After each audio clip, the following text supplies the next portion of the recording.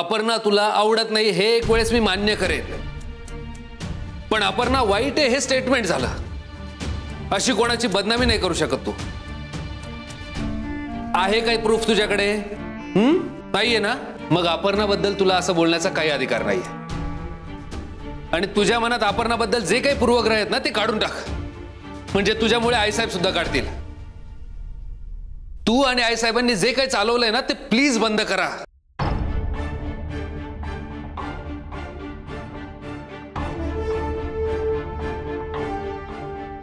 एक मिनिट,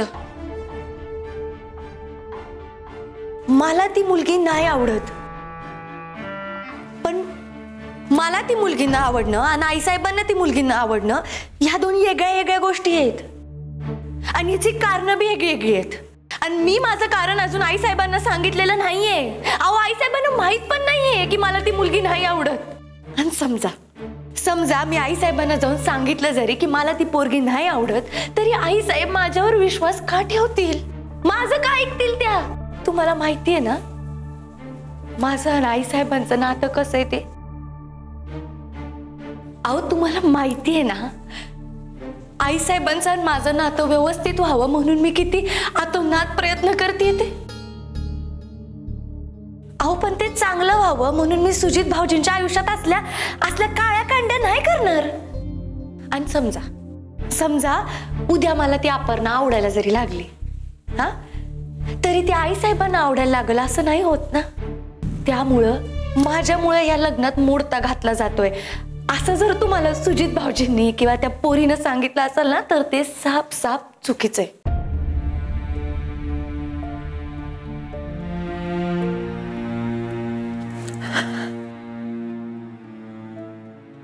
झालंय माझं बोलून, मी चहाचं बघते. संजू, हे बघ, मला नको बोलूयात आपण आता प्लीज. आणि एक गोष्ट माझी ठरली, ती पोरगी चांगली नाहीये. संजू,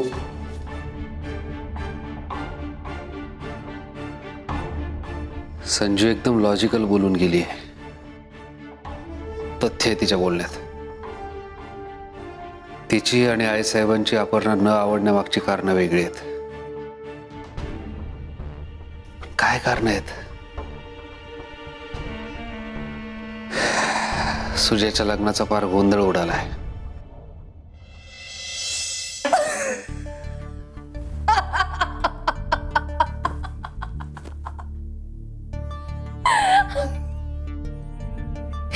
हे बघा,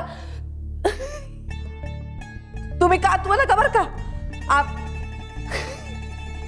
आम्ही लई ट्राय करतोय ना हसण्याचं, पण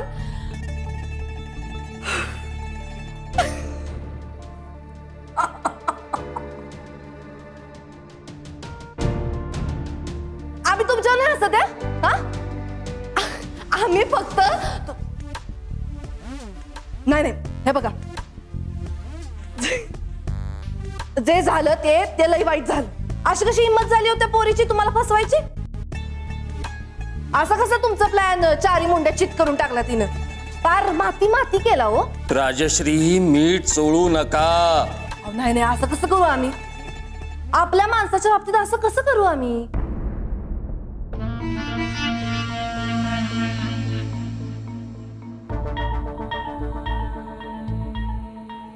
आता आलं का लक्षात? आम्ही तुम्हाला काही सांगायला आलो की काय म्हणायचं? राजश्री, लांबचं बघा. राजश्री, तुम्हाला बुद्धीच नाहीये. आता आली की नाही प्रचिती? आम्ही म्हणत होतो तसंच झालं. आमचं न ऐकण्याच्या नादात तुम्ही दिव्याखाली अंधार करून घेतलाय. काखेत कसन गावाला वळसा.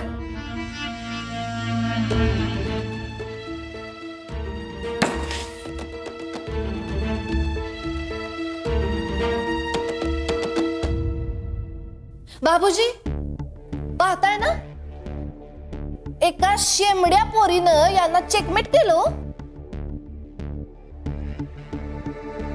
काय हो बाबूजी, एवढे परमज्ञानी आहात तुम्ही, भक्ताला मार्ग दाखवायचा की तुमचा भक्त करत बसला बाबूजी मार्ग, बाबूजी मार्ग.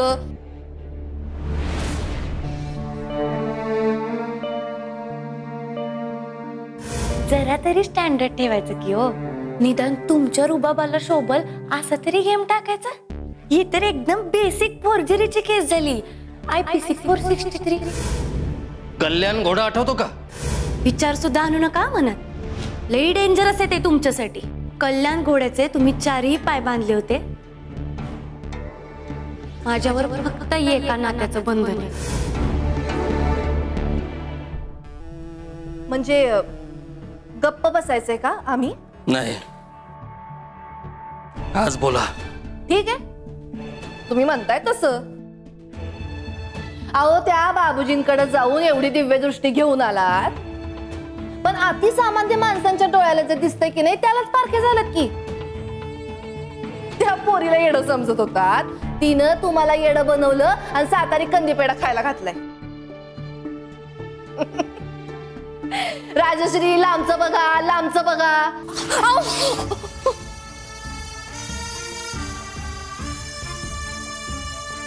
राजश्री, तुम्ही वक्री तरी आमच्या आवडत्या. त्या अवंतिका होत्या ना, त्या सरळ पण दोडक्या. त्या दोडक्या पण त्यांचा विषय आम्ही संपवला. म्हणजे जो जो आम्हाला खटकतो त्याचा विषय आम्ही संपवू शकतो.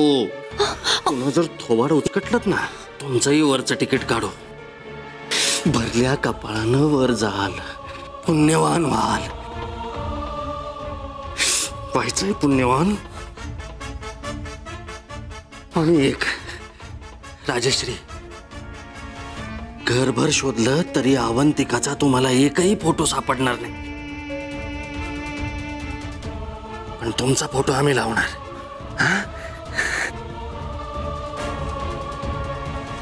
गप्प बसताय का?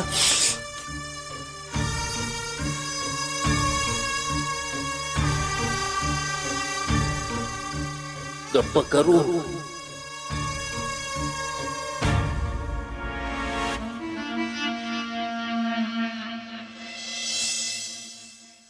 हरकत नाही, इट्स ऑल राईट. पण काही ऍडजस्ट झालं तर प्लीज मला कळवा. ऍक्च्युली मला खूप गरज आहे पैशांची. Yes yes yes, thank you.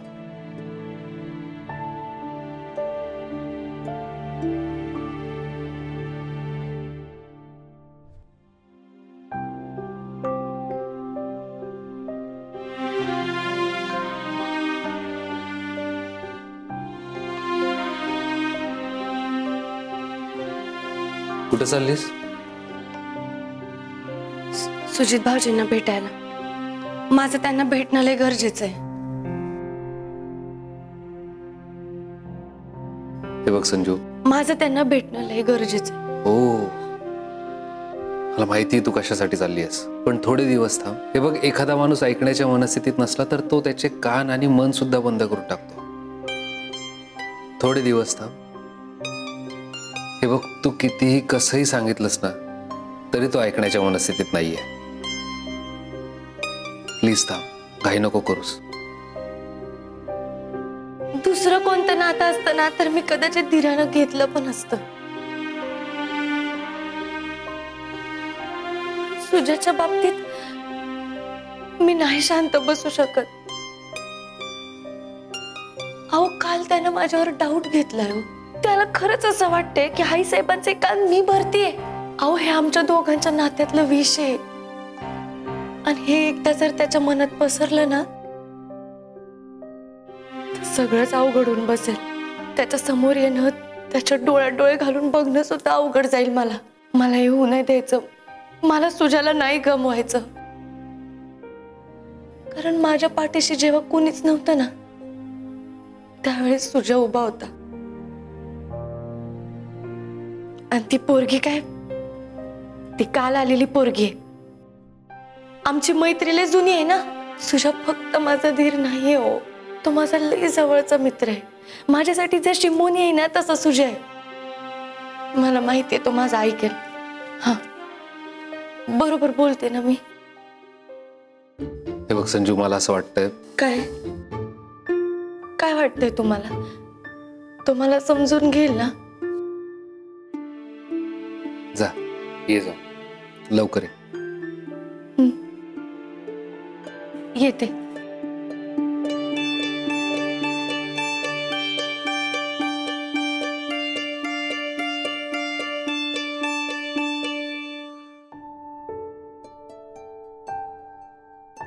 ए पोरी, काय ग? एक परीक्षा काय पास झाली, स्वतः लई हुशार समजायला लागलीस तू. लईच कॉन्फिडन्स वाढलाय का तुझा? हा, आमच्या यांच्या वाकड्यात चिरायला लागलीस. एका अर्थानं बरंच झालं स्वतःचे रंग दाखवायला सुरुवात केलीस ती. कारण आम्ही सगळ्यांच्या कानी कपाळी वरडून सांगत होतो, कोणी विश्वासच ठेवी ना आमच्यावर.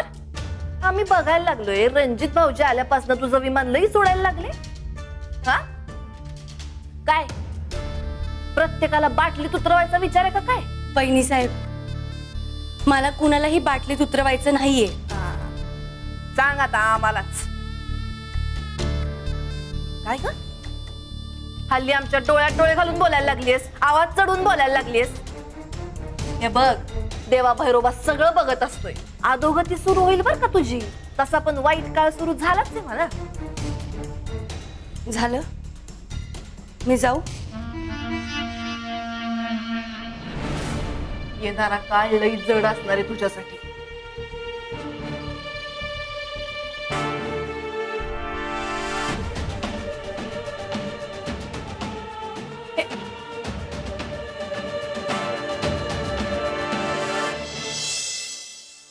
सुजित भाऊजी, सुजित भाऊजी, सुजा, अरे एक डाव तरी ऐकून घे की माझं.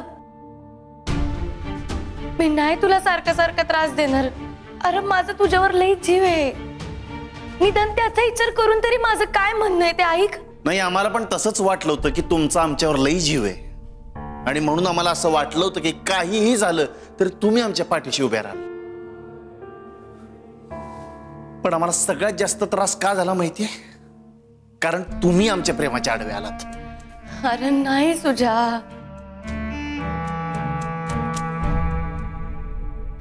हे बघ, मला अपर्णा खटकते हे खरंय, पण तुझ्या लग्नात मी मोडता नाही घातला.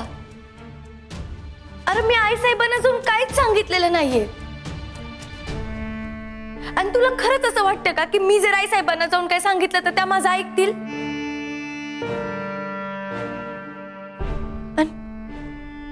माझा आणि आई साहेबांचं नातं चांगलं व्हावं म्हणून मी तुझ्या सुखाच्या मध्ये नाही येणार रे. वहिनी साहेब,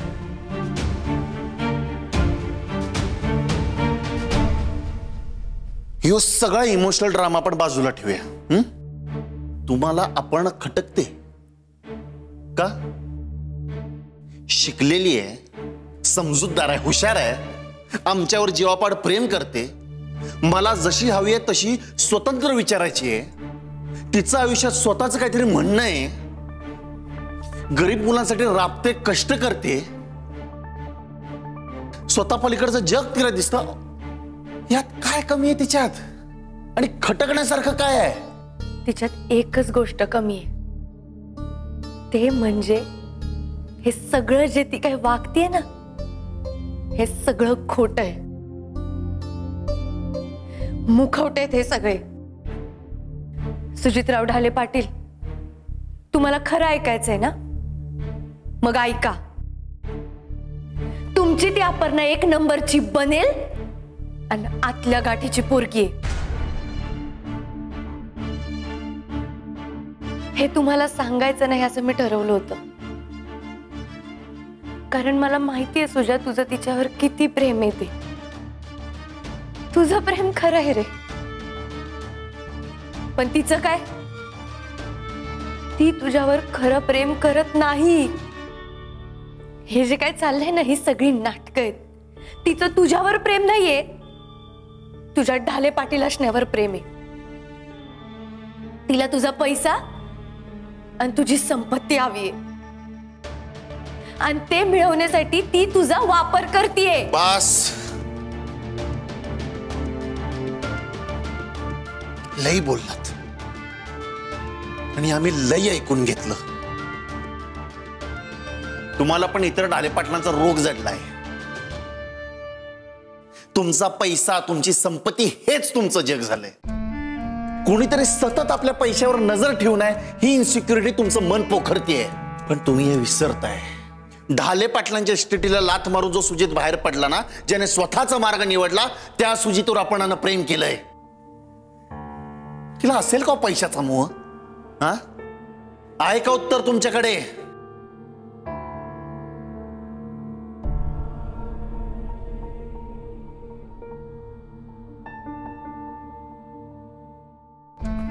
ते काय मला ठाव नाही, पण मला एवढं माहितीये की ती पोरगी एक नंबरची खोटारडी आहे. तिचे खायचे दात वेगळे आहेत आणि दाखवायचे वेगळे आहेत. आणि तुला म्हणून सांगते, तू मला तिला भेटवायच्या आधीच मी तिला भेटलीये. तुला ती जशी दिसते ना तशी ती नाहीये.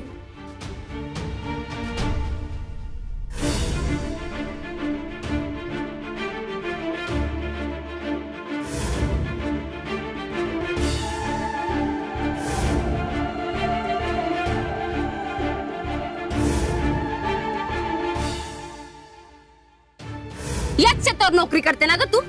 नाही 2 दिवसात तुझी हकालपट्टी केली ना तर बघच. माहिती का मी कोण येते? ये शेताची होणारी मालकीण आहे मी.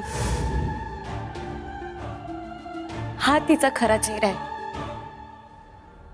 त्यात तुम्ही होत्या संजूताई?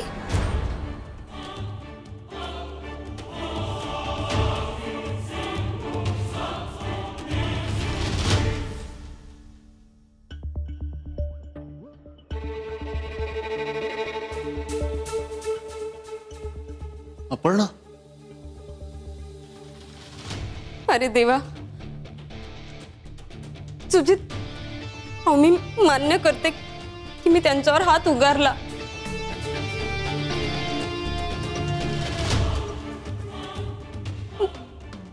पण तेव्हा ना माझ्या घरात मामांची खूप मोठं भांडण झालं होतं ताई. आणि त्या रागाच्या भरात मी तुमच्याशी अशी वागले.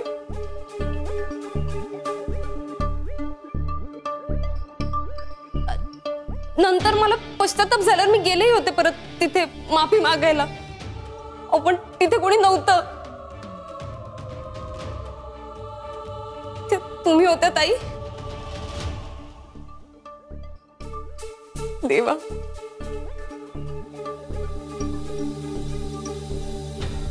संजूताई, तेव्हा मला तुमची माफी मागता आली नव्हती,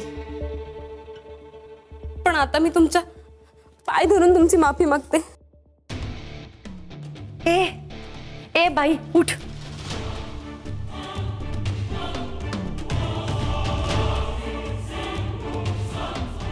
उठ.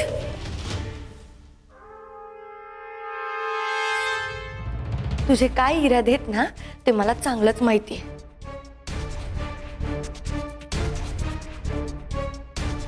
तूच सांगितलंयस मला, त्याच्यामुळे माझ्यासमोर असली नाटकं नको करू. हा, मी काय सांगितलं संजूताई? काय सांगितलं? खुलं चॅलेंज दिलंयस ना तुम्हाला. मग माझं ओपन चॅलेंज आहे तुला. संजीवनी रणजित ढाले पाटील, नाही तुझ्या नाकवटीतून ढाले पाटलांची सून झाले ना तर अपर्णा मोरे नाव नाही सांग.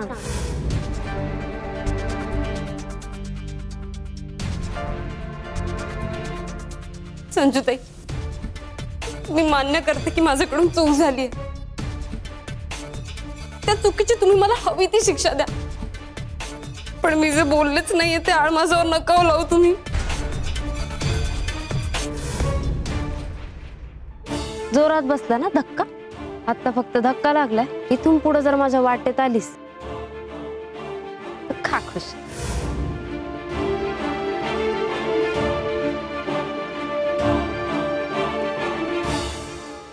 खोटारडी,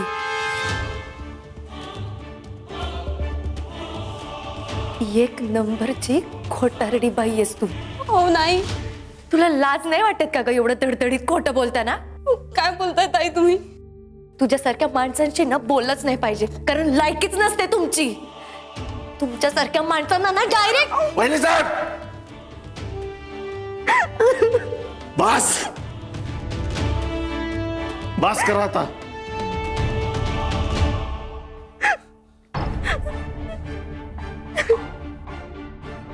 तुम्ही जितकं बोलताय ना तेवढ्या खाली जाताय माझ्या नजरेत. तुम्ही प्लीज जा. आपू तू बस.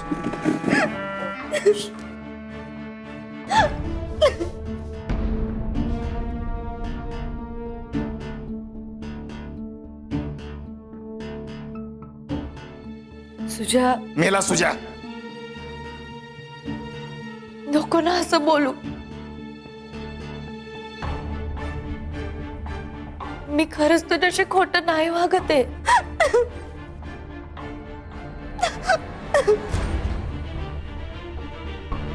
मी तुम्हाला पहिलं आणि शेवटचं सांगतो, प्लीज इथून जा आणि इथून पुढे नका इथे पाऊल ठेवू.